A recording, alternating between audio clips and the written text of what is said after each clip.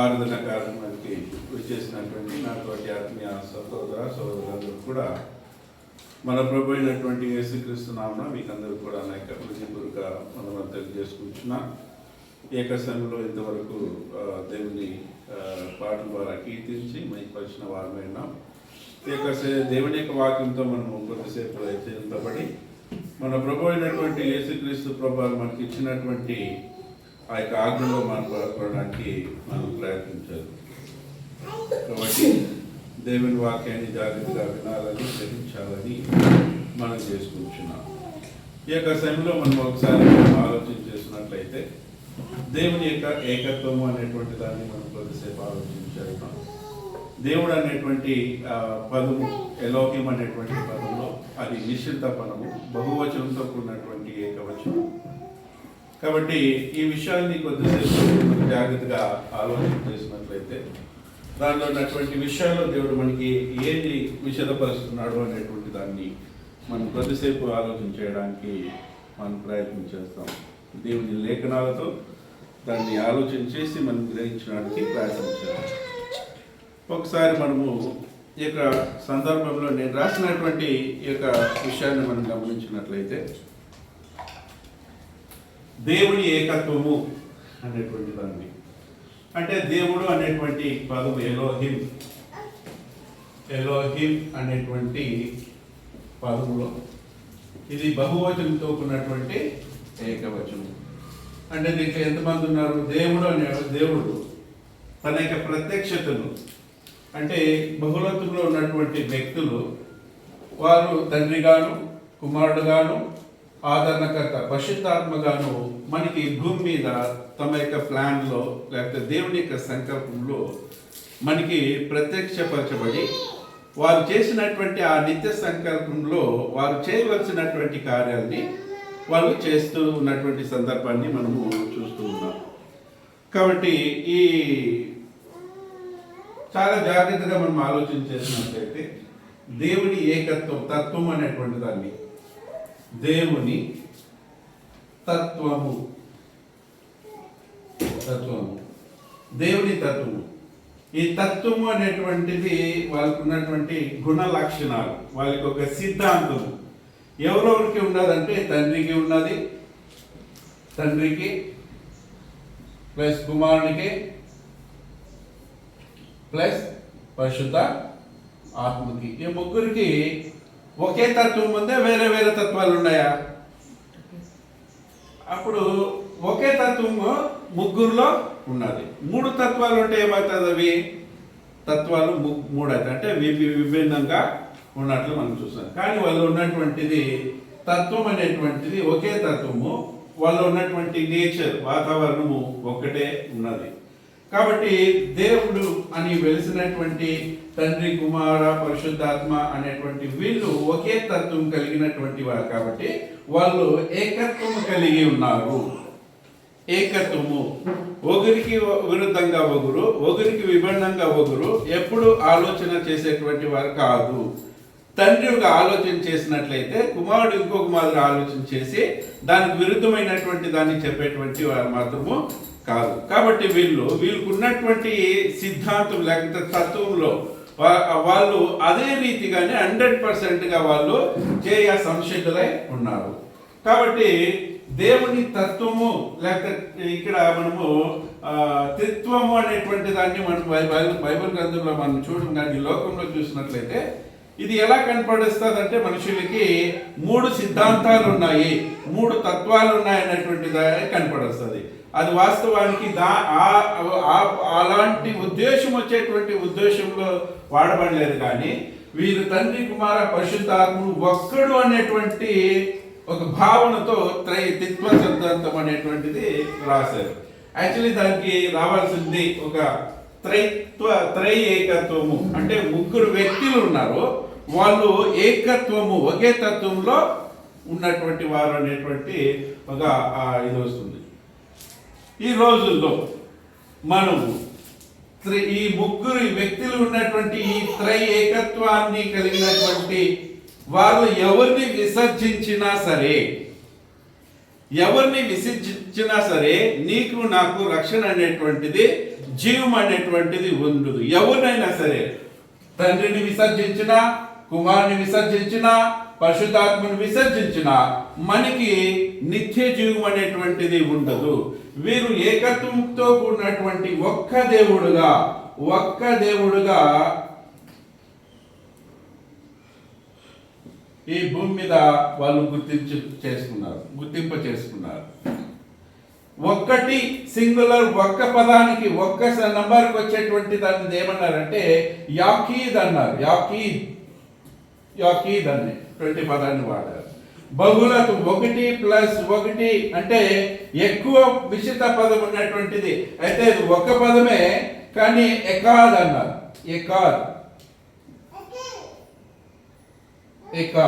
ఎకాద్కి యాకీద్కి వ్యత్యాసం ఏంటంటే ఎకాదు ఒక్కటి ఒక్కడు అనేటువంటి మిశ్రిత పదము, ఒక్కడు అనేటువంటి మిశ్రిత పదానికి ఎకాద్ అనేటువంటి పదాన్ని వాడినారు. సింగులర్, ఒక వ్యక్తి ఒంటరితనానికి వాడబడేటువంటి పదం ఏంటంటే యాకీద్ అనేటువంటి దాన్ని వాడబడింది. ఈ వ్యత్యాసాన్ని గమనించాలి. బైబిల్ గ్రంథంలో దేవుడు ఒక్కడు అనేటువంటి పదాన్ని వాడబడినప్పుడు ఏకాద్ అనేటువంటి పదాన్ని వాడినారు. అది బహుళత్వంతో కూడినటువంటి ఏకవచనము, బహుళత్వం ఉంది. కానీ సింగులర్ గా ఒక పెన్ను అని వాడబడడానికి యాకీద్ అనేటువంటి పదాన్ని వాడబడింది. ఈ విషయాన్ని ఎందుకు తెలియజేస్తున్నానంటే మనము ఈ దేవుడు అనేటువంటి పదంలో దేవుడు అనేటువంటి ఈ యొక్క మిశ్రిత పదంలో తండ్రి, కుమార, పరిశుద్ధాత్మ వారు ఏకత్వం కలిగి ఒక్క దేవుడే ఎలాగ ఉన్నారో, ఒక వ్యక్తిని అంటే వ్యక్తిత్వంలో కుమారుడు కానీ, పరిశుద్ధాత్మ కానీ, తండ్రి కానీ ఉన్నటువంటి ఏ వ్యక్తినైనా మనము విసర్జించినట్లయితే, ఈ దైవత్వంలో కాదు అన్నట్లయితే, ఈ దైవత్వంలో సమానులు కానీ అర్హత లేనటువంటి వారని మనం అనుకున్నట్లయితే మనకి రక్షణ అనేటువంటిది, జీవము అనేటువంటిది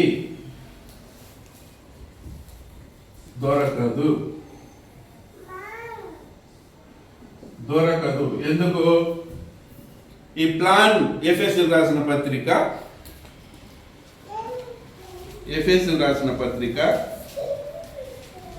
ఈ ప్లాన్ ఎవరితో చేశాడు? దేవుడు, తండ్రి అయినటువంటి దేవుడు అనబడినటువంటి ఆ దేవుడు ఒక్కడే ఆలోచన చేశాడా పరలోక రాజ్యంలో వీరు లేకోకుండా? లేకపోతే ముగ్గురు కలిసి ఈ యొక్క ఆలోచన చేశారా? ఇక్కడ ఏమంటున్నాడంటే 1వ అధ్యాయంలో ఒకసారి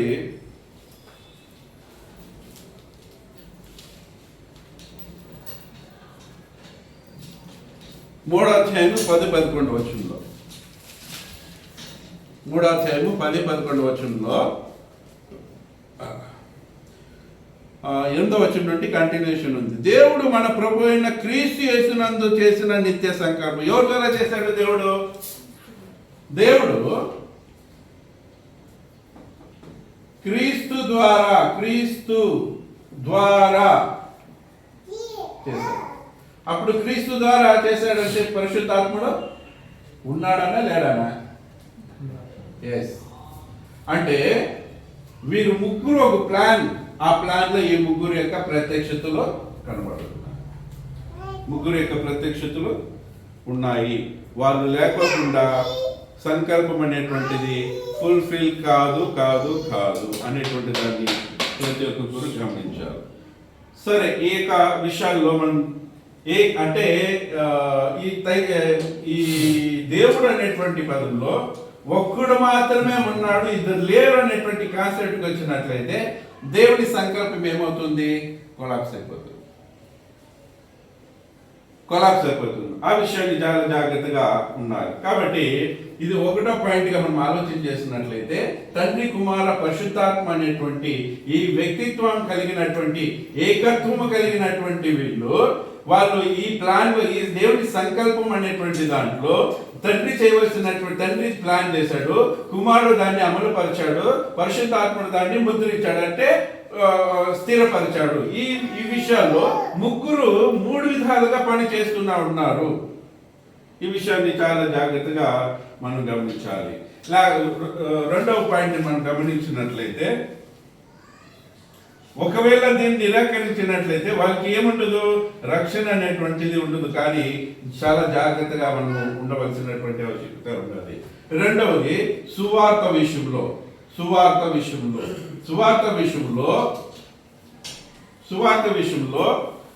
తండ్రి, కుమార, పరిశుద్ధాత్మ అనేటువంటి వీరు లేకోకుండా సువార్త అనేటువంటిది జరగదు. సువార్తలో ఈ సువార్త అనేటువంటి ఈ ప్లాన్ లో యేసుక్రీస్తు మన కొరకు వచ్చి చనిపోయి పాతి పెట్టబడి మృత్యుంజయుడు లేచాడు అనేటువంటి ఈ యొక్క సువార్త విషయంలో తండ్రి ప్లాన్ ఎవరిది? తండ్రి ప్లాన్ చేశాడు, కుమారుడు చేశాడు. కుమారుడు ఏం చేశాడు? ప్లాన్ ఎవరిది? ప్లాన్ తండ్రి చేశాడు. కుమారుని యొక్క పని ఏంటి? కుమారుడు ఆ ప్లాన్ లో కుమారుని యొక్క బాధ్యత ఏంటి అనేటువంటి దానికి గమనించినట్లయితే, సువార్త విషయంలో దేవుడు తండ్రి సంకల్పించాడు. ఈ సంకల్పంలో కుమారుడు విమోచనకర్తగా, విమోచకుడు లేకపోతే విమోచకుడు, పరిశుద్ధాత్ముడు విమోచకుడు. పరిశుద్ధాత్ముడు ఏమైనా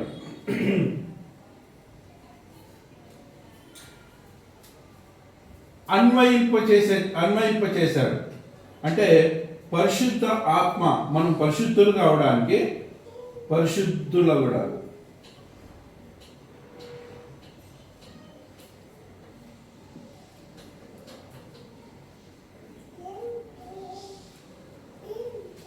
అన్వయింపజేశాడు. చేసెను. క్రీస్తు పని క్రీస్తు చేశాడు, తండ్రి పని తండ్రి చేశాడు, పరిశుద్ధాత్మ పని పరిశుద్ధాత్మ చేశాడు. ఈ సువార్తలో ముగ్గురు ప్రమేయం లేకుండా నువ్వు నేను రక్షించడానికి సాధ్యమైనటువంటిది కాదు. ఈ ముగ్గురు తండ్రి సంకల్పించాడు, విమోచకుడుగా యేసుక్రీస్తు దాన్ని ఆమోదించి అన్వయింపజేసేటువంటిది, పరిశుద్ధుడుగా అన్వయింపజేసేటటువంటిది పరిశుద్ధాత్మ దేవుడు. ఈ యొక్క దాన్ని మనం నిరాకరించినట్లయితే, క్రీస్తు మాత్రమే ద్వారానే మనం రక్షణ పొందుతాము అనేటువంటి దాన్ని, ఆయన మాత్రమే దేవుడు కాదు, ఆయన మాత్రమే పరిశుద్ధాత్ముడు కాదు అన్నట్లయితే, ఈ ఏకత్వాన్ని మనం విడితీసినట్లే కదా.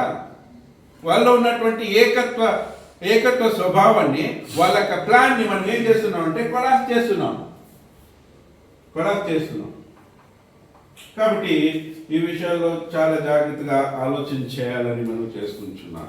మూడో విషయాన్ని మనం గమనించినట్లయితే, అంటే ఇక్కడ దేవుడి సంకల్పంలో 3 పదాల్లో, ఎవరి సొంత 3 పదాల్లో దేవుడు లోకమును ఎంతో ప్రేమించారు కాబట్టి ఆయన ప్రేమించి ఒక పథకాన్ని ఏర్పాటు చేశాడు. యోహాను, ఒకసారి యోహాను సువార్త 19వ అధ్యాయము 30 వచనాన్ని ఒకసారి చూద్దాం. యోహాను సువార్త 19వ అధ్యాయము 30 వచనం.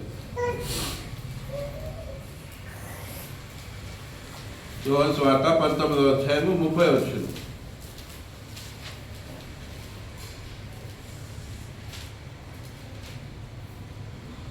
వచనంలో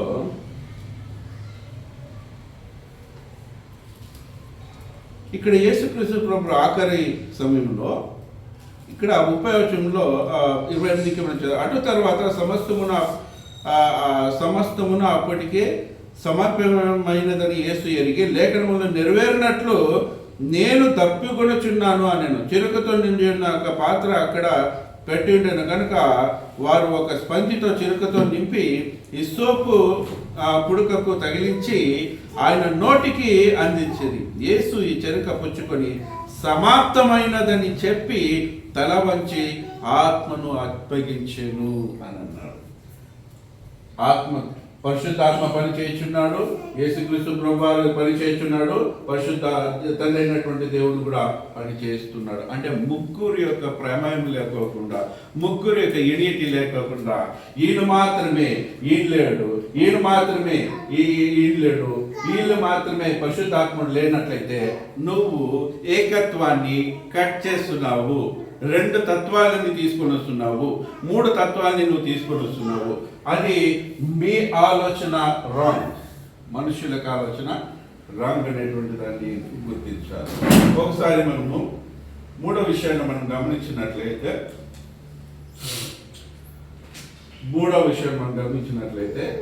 క్రీస్తులో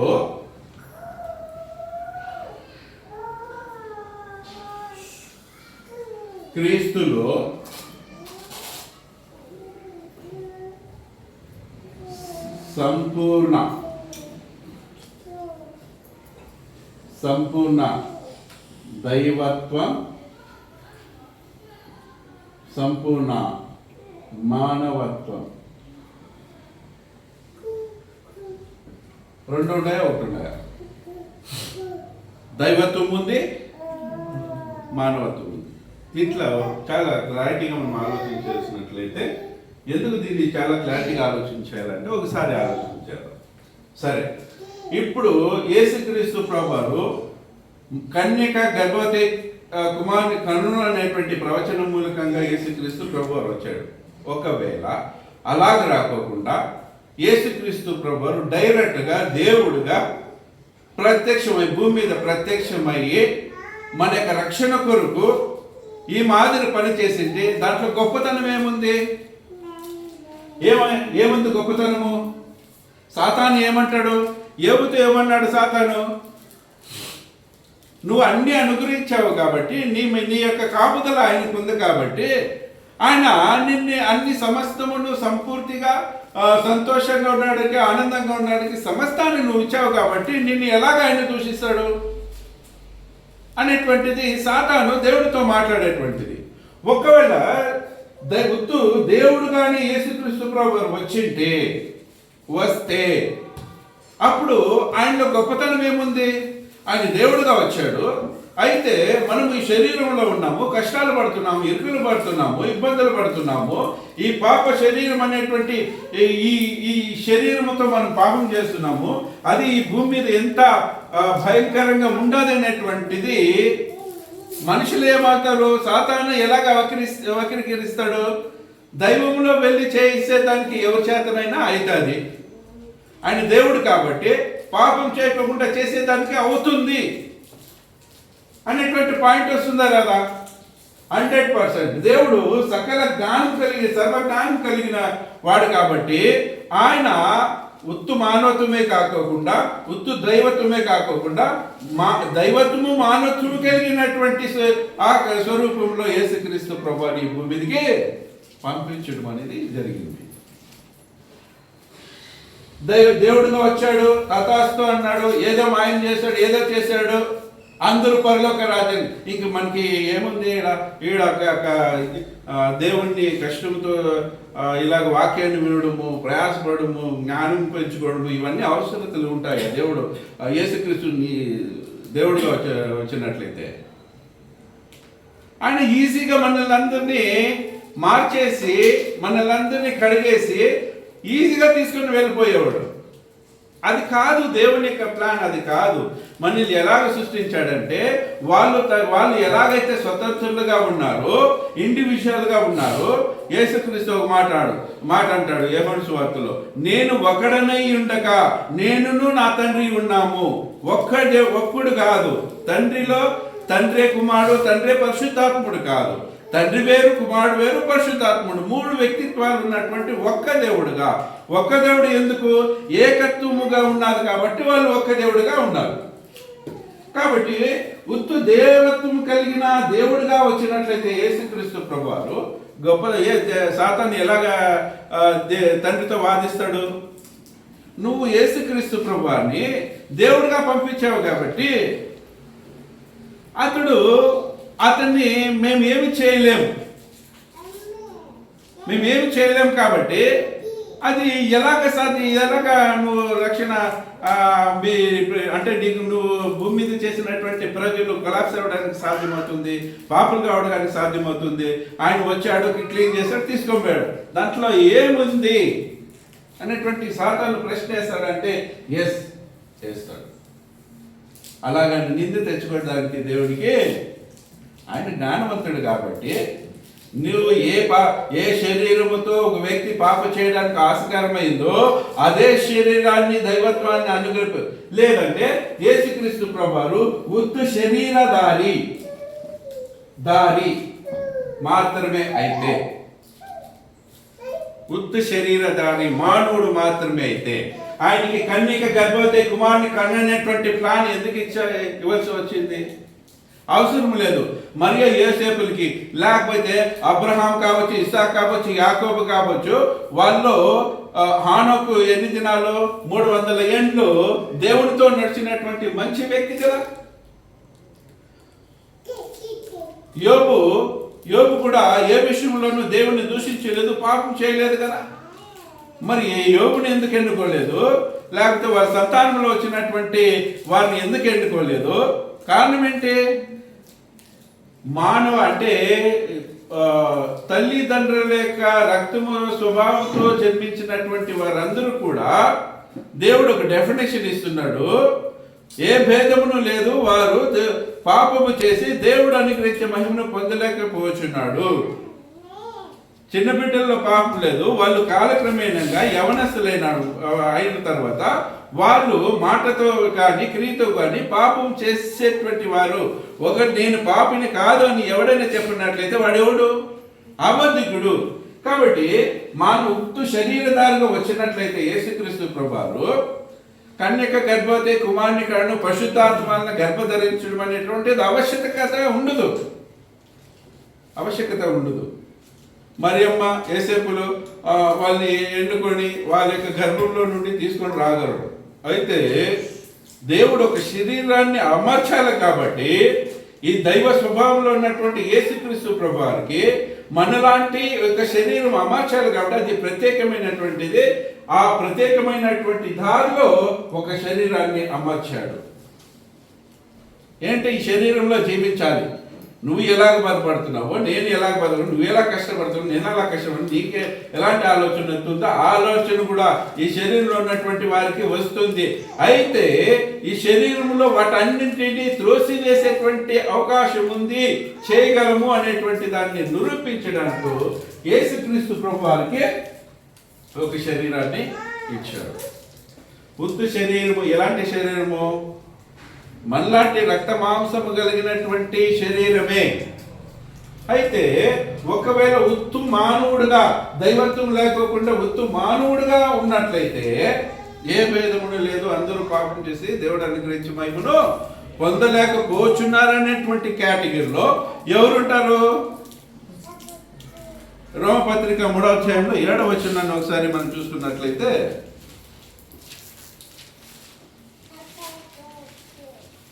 10వ వచనంలో ఇందుని గురించి రాయబడినదేమనగా, నీతివంతుడు లేడు, ఒక్కడును లేడు, గ్రహించువాడెవడును లేడు, దేవుని వెతుకువాడు. ఇక్కడ దేవుడు డైరెక్ట్గా చెప్తున్నటువంటి విషయాలంటే ఒక్కడు కూడా నీతివంతుడు లేడు. శరీరధారిగా ఉన్నటువంటి, అంటే ఈ భూమి మీద శరీరంలో పుట్టినటువంటి ప్రతి వ్యక్తి కూడా నీతివంతుడు లేదు అనేటువంటి డెఫినేషన్ ఎవరు ఇస్తాడేది? అది తనైనటువంటి దేవుడే ఇక్కడ డెఫినేషన్ ఇచ్చేస్తున్నాడు.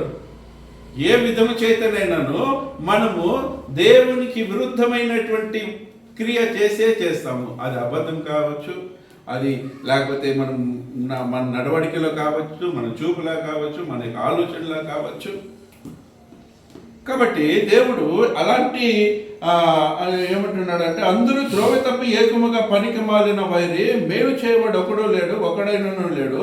వారి గొంతుక తెరిచిన సమాధి, వారి నాలుకతో మోసము చేదురు, పెదవుల క్రింద సర్పం ఉన్నది అని మన గురించి వివరించుకొని వస్తున్నాడు. ఒక మనిషి, శరీరధారైనటువంటి మనిషి, తల్లి గర్భంలో వచ్చినటువంటి ఒక బిడ్డ అది పెరిగి పెద్దవాడైనప్పుడు, యవనస్తుడైనప్పుడు వానికి క్రియలు ఎలాగుంటాయి? పిల్లల గురించి మాట్లాడలేదు, యవనస్తుడు ఆదామును చేసినప్పుడు పిల్లవాడిగా చేయలేదు, ఒక మంచి యవన ప్రాయంలో ఉన్నటువంటి వ్యక్తిగా చేశాడు. కాబట్టి ఆ ప్రాయంలో ఆయన పాపం చేశాడు. కాబట్టి యేసుక్రీస్తు ప్రభువు తన చిన్నతనములోనూ పాపం చేయలేదు, వయసులోనూ పాపం చేయలేదు. ఆయన ఆఖరి వరకు నీతిగా, నిజాయితీగా, పరిశుద్ధుడుగా, ఆయనలో ఏ లోపము లేనటువంటి రీతిలో పరిశుద్ధుడుగా జీవించి వెళ్ళినటువంటి ఆయన. అందుకే దేవుడు ఒకవేళ అలాగ వచ్చినట్లయితే మనల్ని రక్షించుట అసాధ్యం. పాపులలో ఆయన కూడా ఒక పాపిగా. అయితే ఈ పాప ఇచ్చినటువంటి ఈ శరీరము మన పాపాన్ని ఆ శరీరం మీది వేసుకోవడానికి దేవుడు ప్రత్యేకంగా దైవ మానవుడుగా ఈ లోకానికి పంపించాడు. ఉత్త దైవుడిగా ఉన్నట్లయితే దానికి ఒక వాల్యూ లేదు. ఉత్త శరీరంగా మాత్రమే ఆయన దైవము కాదు అన్నట్లయితే దానికి వాల్యూ. కాబట్టి దైవ మానవుడుగా ఉన్నట్లయితేనే దానికి ఒక వాల్యూ, దానికి ఒక వాల్యూ దేవుడు ఇలాగా పథకము చేసి ఇచ్చేశాడు. కాబట్టి ఇక్కడ దైవ మానవుడు కలిగినటువంటి ఈ డ్వెల్ రోల్లో యేసుక్రీస్తు ప్రభువు ఆయన దేవుని మహిమ కొరకు అద్భుతాలు, సూచక్రియలు చేసినటువంటి రీతిలో ఒకసారి మనము మత్తయి సువార్త 8వ అధ్యాయాన్ని మనం చూసుకున్నట్లయితే, మత్తయి సువార్త 8వ అధ్యాయాన్ని మనం తీసుకున్నట్లయితే, శతాధిపతి అయినటువంటి ఒక దాసుడు, ఆయనకు ఉన్నటువంటి దాసుడు పక్షవాయువుతో చావు బ్రతుకులో ఉన్నాడు, కొన ఊపిరితో ఉన్నాడు. ఈయన ఈ దాసుడు ఎలాంటి వ్యక్తి అంటే లూకాసు వార్త 7వ అధ్యాయంలో చెప్పబడుతుంది. యూదులు సమాజ మందిరాన్ని కట్టించినటువంటి వ్యక్తి ఈ దాసుడు. యేసుక్రీస్తుతో యూదులు చెప్తున్నాడు, ఇతడు నీ వలన స్వస్థ పొందుటకు ఈయన అర్హుడు. ఎవరు? ఈ శతాధిపతి అయినటువంటి దాసుడు. ఎందుకంటే ఇతను మంచి క్రియలు కలిగినటువంటి వ్యక్తి. సమాజ మందిరాన్ని యూదులు ఆరాధన చేయడానికి, యూదులు దేవుణ్ణి మహింపరచడానికి ఒక సమాజ మందిరం అంటే ఈరోజు చర్చి బిల్డింగ్ మనకు లేదు. ఒక చర్చి బిల్డింగ్ ని తయారు చేసి ఇచ్చినటువంటి అంటే దేవుని యందు భయం ఉంది, భక్తి ఉంది. అంటే దేవుని ప్రజలు ఆరాధించడానికి ఆయన ఒక సభా మందిరాన్ని కట్టించినటువంటి మంచి గుణము కలిగినటువంటి వ్యక్తి. ఆ యూదుల యేసుక్రీస్తుతో వెళ్ళి, యూదులు చాలా మంది మంచి వాళ్ళు ఉన్నారు, లేరని కాదు. అయితే వీళ్ళు వారు చేసినటువంటి మంచితనాన్ని గుర్తించినటువంటి యూదులు ఇక్కడ శతాధిపతి మీరు ముందుకు వెళ్ళి ఆయనతో చెప్పండి అని మాట్లాడి తన సేవకులను అందరినీ పంపించాడు. వీళ్ళు మాట్లాడి నీ వలన స్వస్థ పొందడానికి ఈతను అర్హుడు. ఎందుకంటే యూదులకు మాకు సమాజ మందిరాన్ని కట్టించాడు, దేవుని మహింపరచడానికి, కొనేయడానికి మాకు సమాజ మందిరాన్ని కట్టించాడు. ఇతడు యూదుడు కాదు, ఇతడు అన్యుడు, రోమా పౌరుడు అయినటువంటి శతాధిపతి క్రింద పనిచేసేటువంటి సేవకుడు అన్నాడు ఇక్కడ, దాసుడు అన్నాడు ఇక్కడ. ఇంకా ఈ దాసుని యొక్క విశ్వాసాన్ని మనం అంటే శతాధిపతి యొక్క విశ్వాసాన్ని మనం గమనించినట్లయితే దాసుని ఎంత ప్రేమ కలిగి అతని విషయంలో ఎంత అక్కర కలిగి ఉన్నాడు అంటే వీరిరువురి యొక్క స్వభావాన్ని, మంచితనాన్ని మనం గమనించినట్లయితే మంచి గుణాలు కలిగినటువంటి వ్యక్తులు అనేటువంటి దాన్ని ఇక్కడ మనము చూడగలము. ఇక్కడ రోమ పౌరుడు ఎవరు? ఈ అధిపతి యేసుక్రీస్తు ఎవరు? యూదుడు. అయితే ఈ రోమ పౌరుడుగా ఉన్నటువంటి వీరు సభా మందిరాన్ని అంటే సమాజ మందిరాన్ని కట్టించడానికి దేవుని ఔన్నత్యాన్ని తెలుసుకున్నటువంటి వీళ్ళు అలాంటి మంచి కార్యాలను ఈరోజు అన్యులు కూడా చర్చి విషయంలోనూ దాని విషయంలోనూ హెల్ప్ చేసేటువంటి చాలా మంది పొలిటికల్ లీడర్, వారు హిందువులైనా సరే వేరే మతానికి సంబంధించినటువంటి వారైనా సరే, వారు ఇలాంటి కార్యక్రమాలు చేశారు. అలాంటి పరిధిలో వీళ్ళు కూడా యూదులు ఆరాధన చేసేదానికి వారి యొక్క మంచితనాన్ని చూపించినటువంటి వైఖరిని ఇక్కడ చూస్తాం. ఆ శతాధిపతి అధ్యాయం మీరు చదివినట్లయితే ఆ శతాధిపతి యూదుడు కాదు. యేసుక్రీస్తు ఎవరు? యూదుడు. యూదుల యొక్క స్వభావం ఏంటి? యూదులు అన్యులతో సాంగత్యం చేయరు, వాళ్ళ ఇంటిలోనికి వెళ్ళరు, వాళ్ళు ఇచ్చేటువంటి నీళ్లు త్రాగరు. అయితే ఈయన ఎంత తగ్గించుకున్నాడంటే శతాధిపతి తన సేవకులను పంపించి ఆయనకు అంత శ్రమ వద్దు, ఎంత నమ్మకం పెట్టాడంటే శతాధిపతి యేసుక్రీస్తు ప్రభువారు ఎక్కడున్నా కూడా ఆయన మాట సెలవిస్తే నా దాసుడు బాగుపడతాడు. అంత విశ్వాసం కలిగినటువంటి వాడు. ఈయన దాసులను పంపించాడు, ఆయనకు అంత శ్రమ ఎందుకు? ఎందుకంటే మేము యూదులు కాదు, ఎందుకంటే ఆయన యూదులు మన ఇంటికి రారని అనేక మంది చూపించారు కదా. యూదులే, తనతో ఉన్నటువంటి యూదులే చూపించింటారు, మీ ఇంటికి మేము రాకూడదు, దేవుడు మాకే రమ్మని చెప్పలేదు అని చూపించింటారు. అయితే యేసుక్రీస్తు ప్రభువారు తన సేవకులు వెళ్ళి ఇలాగ చెప్తున్నారు యేసుక్రీస్తు దగ్గర, నువ్వు అంత శ్రమపడి ఇక్కడ రావడం అవసరం లేదు, మా యజమాని నువ్వు మాట సెలవిస్తే చాలు, నా శిష్యుడు నా సేవకుడు బాగుపడతాడన్నప్పుడు ఆయన యేసుక్రీస్తు ప్రభువు మాట అంటాడు 8వ అధ్యాయంలో 9వ వచనంలో కూడా, నేను అధికారమునకు లోబడిన వాడును, నా చేతి క్రింద సైనికులు ఉన్నారు, నేను ఒకని పొమ్మంటే పోవును, ఒకని రమ్మంటే వచ్చును, నా దాసుని ఈ పని చేయమంటే చేయను అని ఉత్తరమిచ్చును. యేసు ఈ మాట విని ఆశ్చర్యపడి వెంట వచ్చున్న వారిని 8వ వచనం ఆ శతాధిపతి, ప్రభువా, నీవు నా ఇంటిలోనికి వచ్చుటకు నేను పాత్రుడను కాను, నీవు మాట మాత్రము సెలవిమ్ము, అప్పుడు నా దాసుడు స్వస్థపరచబడును. మాట మాత్రము సెలవు. యేసుక్రీస్తుకి శక్తి ఉందా? ఇది ఏమి చూపిస్తున్నాడు ఇక్కడ మనకి యేసుక్రీస్తు ప్రభు యొక్క శక్తిని, సర్వశక్తిని చూపించేటువంటి ఒక సందర్భం. ఇక్కడ మాట మాత్రం సెలవిస్తే చాలు అన్నాడు. ఎంత విశ్వాసం కలిగినాడు క్రీస్తు పైన ఆయన. 13వ వచనంలో అయిన తర్వాత అంతటా యేసు, ఇక వెళ్ళుము, నీవు విశ్వసించిన ప్రకారము నీకు అవునుగా కానీ శతాధిపతితో చెప్పాను. ఆ గడియలోనే అతని దాసుడు స్వస్థ నందెను. ఆ గడియలోనే, ఆ టైంలోనే, ఆ నిమిషంలోనే లేచి వీళ్ళు వెళ్ళారు. లూకాసు వార్తలో ఎట్లయితే వచ్చినటువంటి యూదులు తిరిగి వెళ్ళినప్పుడు అతను లేచి కూకొని ఆరోగ్యవంతుడిగా మాట్లాడుతున్నాడు. ఆశ్చర్యం కాదా? మాట ద్వారా, ఎక్కడో ఉండి మాట ద్వారా అవుతుందంటే ఎస్, ఈయన సర్వ సృష్టికి అధిపతి, సర్వశక్తిమంతుడైనటువంటి దేవుడు, సర్వోన్నతుడైనటువంటి దేవుడు యేసుక్రీస్తు. అందుకనే ఆయన మాటికి అవే మానవత్వాన్ని దైవత్వాన్ని నిరూపించుకున్నాడు. శరీరత్వ అంటే దైవత్వాన్ని నిరూపించుకున్నాడు, మానత్వాన్ని నిరూపించుకున్నాడు. దేవా నా చెయ్యి ఎందుకు విడిచావు అనేటువంటి దాన్ని. ఎందుకంటే ఈ మానవత్వంలో ఆయన చనిపోవాలి. ఈ శరీరధారిగా ఆయన దైవత్వంలో కాదు, దైవత్వ ప్రకారంగా కాదు, ఈ శరీరధారిగా ఆయన అనేకుల చేత ఆయన చంపబడాలి, మన కొరకు రక్తాన్ని చిందించాలి.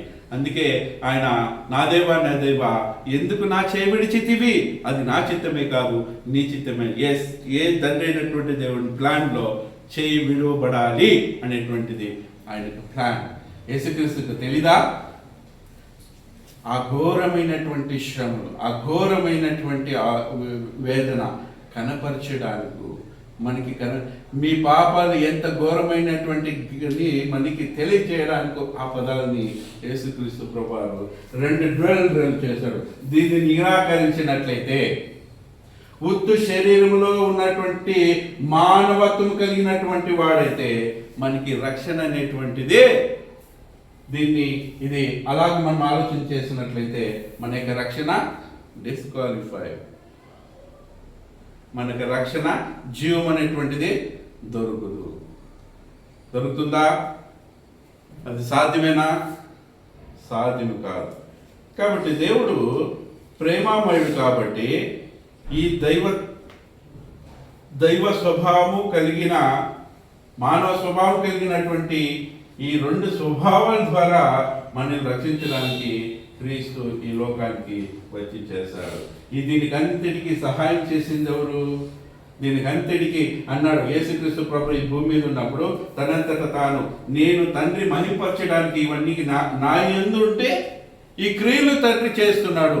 ఎవరందు? క్రీస్తు నందుండి ఆయన చేసినటువంటి క్రియలు సొంతంగానే చేశాడు, తండ్రి అనుమతి పొందుకొని కూడా ఆయన చేశాడు. సొంతంగా చేసేటువంటి అధికారం ఉంది, దేవునితో తండ్రితో మాట్లాడి చేసేటువంటి అధికారం ఉంది. వీటన్నిటి పరిశుద్ధాత్మ సహాయం లేదా? పరిశుద్ధాత్మ యొక్క అవసరం లేదా వాళ్ళకి? ఎస్, వాళ్ళు ఎవరు ఏది చేసినా వాళ్ళ యొక్క కార్యక్రమంలో 3 ఉన్నారు. ఒక్కరిని డినై చేసినా మన యొక్క రక్షణ, మన యొక్క జీవము కొలాప్స్ అయిపోతుంది. చాలా జాగ్రత్తగా ఆలోచించారు. తర్వాత 4వ పాయింట్ని మనం గమనించినట్లయితే ఆరాధన. ఆరాధన ఎవరికి చేయాలి? ఆరాధన ఈ కాన్సెప్ట్లో ఆరాధన ఎవరికి మాత్రమేనా?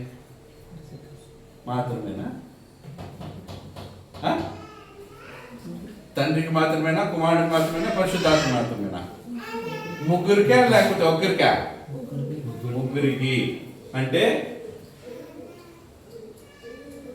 దేవునికి. యోహాను సువార్త 4వ అధ్యాయము 4వ అధ్యాయము తండ్రి యేసుక్రీస్తు ప్రభువారి భూమి మీద ఉన్నప్పుడు ఆ సమరయ స్త్రీతో మాట్లాడుతూ ఆ సమరయ స్త్రీకి ఇవ్వాల్సినటువంటి సమాధానము ఆయన కింద ఉన్నాడు కాబట్టి, పరలోకంలో తండ్రి ఉన్నాడని ఆయన తెలియజేశాడు కాబట్టి ఆ స్త్రీకి అర్థమయ్యేలాగన తండ్రి ఇలాంటి ఆరాధన కోరుతున్నాడని ఆ స్త్రీతో చెబుతూ కామన్గా, యూనివర్సల్గా, లేకపోతే ఇంటర్నేషనల్గా ఆయన చెప్పినటువంటి ఒక విషయం ఏంటంటే ఆమెతో చెప్పింది మాత్రం ఎవరికది? అమ్మ ఒక కాలం 21 అమ్మ ఒక కాలం వచ్చుచున్నది, ఆ కాలం మందు ఈ పర్వతం మీదనైనను యెరూషలేములోనైనను మీరు తండ్రిని ఆరాధింపరు, నా మాట నమ్ముము. మీరు మీకు తెలియని దానిని ఆరాధించువారు, మేము మాకు తెలిసిన దాన్ని ఆరాధించువారు అన్నాడు. యేసుక్రీస్తు ప్రభువారు భూమి మీద ఉన్నాడు కాబట్టి, ఆయన ధర్మశాస్త్ర ప్రకారంగా యూదా మతంలో పుట్టాడు కాబట్టి ధర్మశాస్త్రాన్ని ఆయన ఏం చేయాలో పాటించాలి. 100%గా ధర్మశాస్త్రాన్ని పాటించాలి. ఆయన ధర్మశాస్త్రానికి కర్త ఈయనే కదా.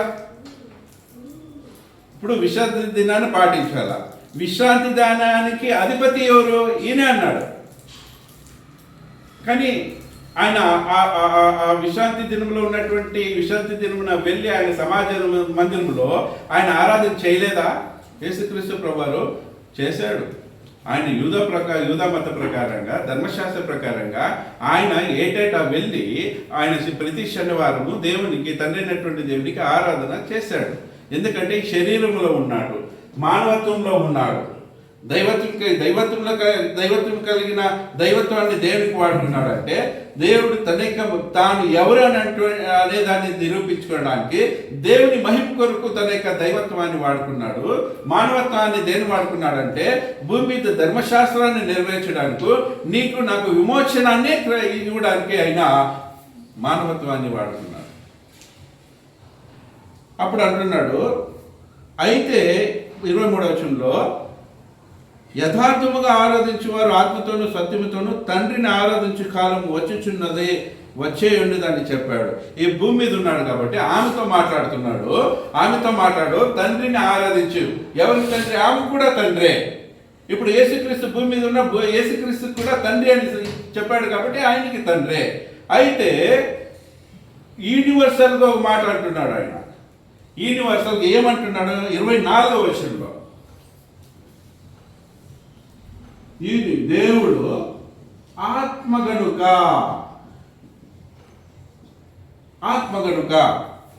ఇక్కడ దేవుడు ఆత్మ అనేటువంటిది డార్క్ లెటర్స్లో ఉండాలి. ఏముందా? డార్క్ లెటర్స్ ఉందా మీకు ఇంగ్లీష్లో? తెలుగులో డార్క్ లెటర్స్ ఉందా? దేవుడు ఆత్మ గనుక. అప్పుడు దేవుడు అంటే ఎవరు?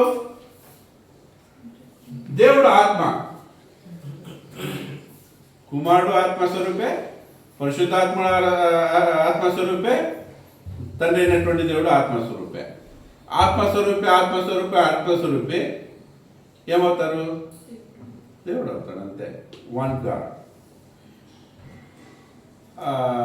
ఇన్ఫినిటీ ప్లస్ ఇన్ఫినిటీ ఏమవుతుంది?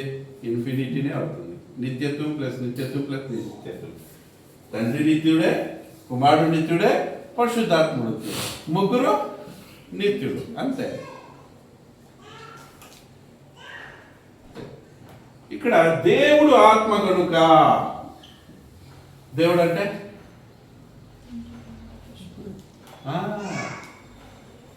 అంటే తండ్రి, కుమార, పరిశుద్ధాత్మ. అలాగనేసి దేవుళ్ళు ముగ్గురా? దేవుడు ముగ్గురా? మొన్న వచ్చినటువంటి పురుషోత్తమ అనే ఆయన దేవుళ్ళు ముగ్గురు అంటే ముగ్గురు దేవుళ్ళు.